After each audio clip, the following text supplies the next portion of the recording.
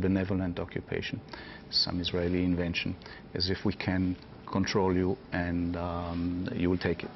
And that lasted for a few years, and I think that by looking back today, we are stuck in that illusion that everything can work, that everything is temporary. And B, I think looking back, Israel gained absolutely nothing from taking the Palestinian territories. I wanted to turn to Professor Norman Finkelstein now in Chicago, DePaul University. Your take on Israel's reasons for going to war in 1967. Well, there are two aspects to the Israel-Palestine, Israel-Arab conflict. There's the relationship to the Arab world in general, and there's the relationship to the Palestinians. June 1967 was not really about the Palestinians. It was about Israel's relationship to the Arab world generally. The main purpose of the June 67 war, and Tom Segev is quite clear about in his book, was, depending on who you quote, to crush Nasser, to deal a knockout blow to Nasser, and to defeat Nasser.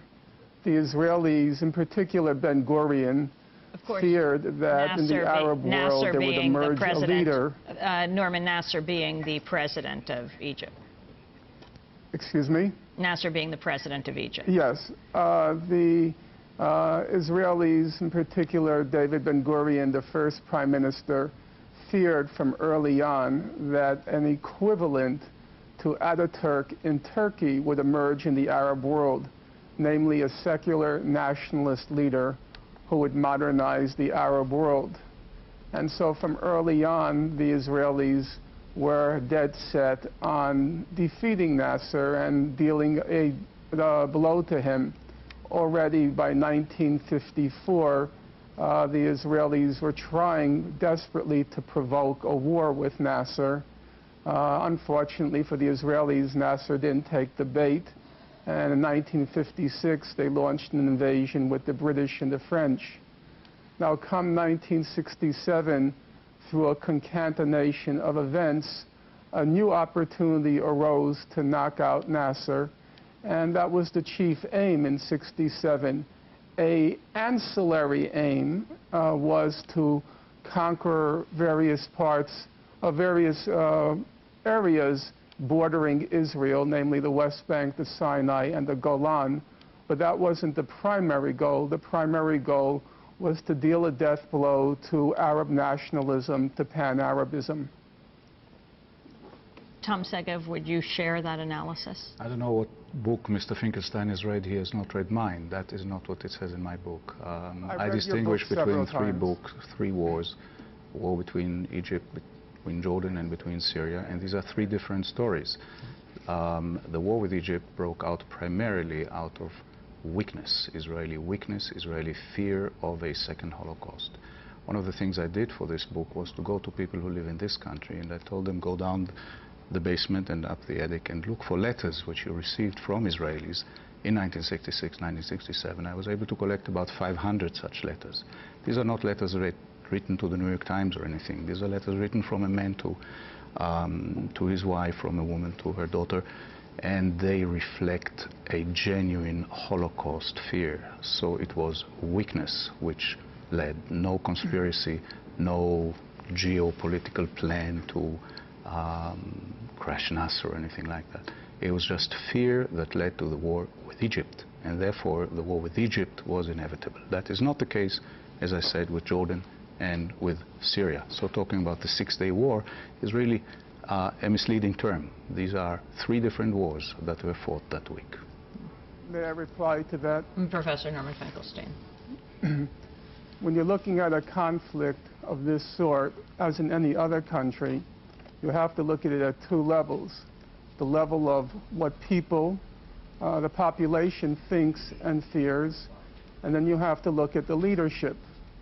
Now, there's no question, as Tom Segev accurately states, that the Israeli people, and American Jews as well, feared a catastrophe in June 1967. But there's equally no question, and I read Mr. Segev's book very carefully, there's no question that the Israeli generals, as well as U.S. intelligence agencies, were fully confident that Israel would knock out Nasser quickly in the event of a war, as well as they were fully apprised that Nasser had no intention of attacking.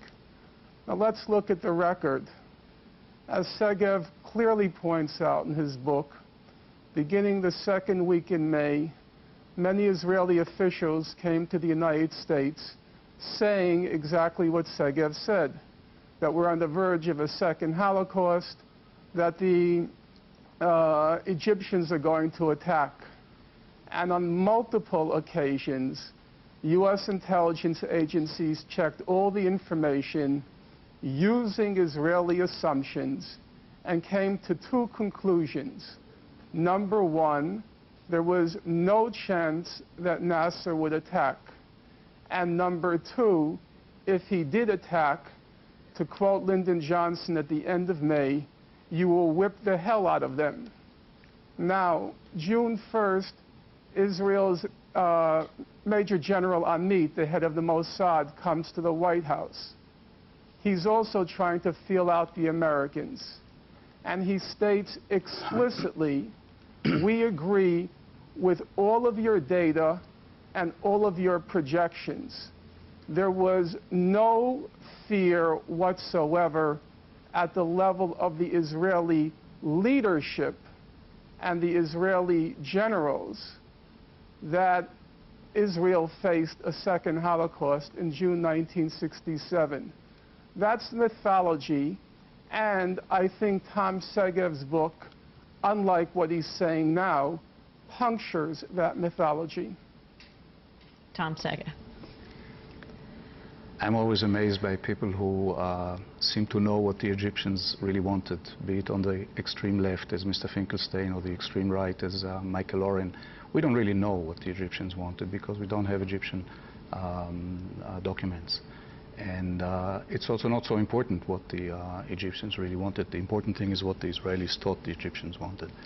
The army, the Israeli army, Israeli generals are coming out of my book as very hysteric people.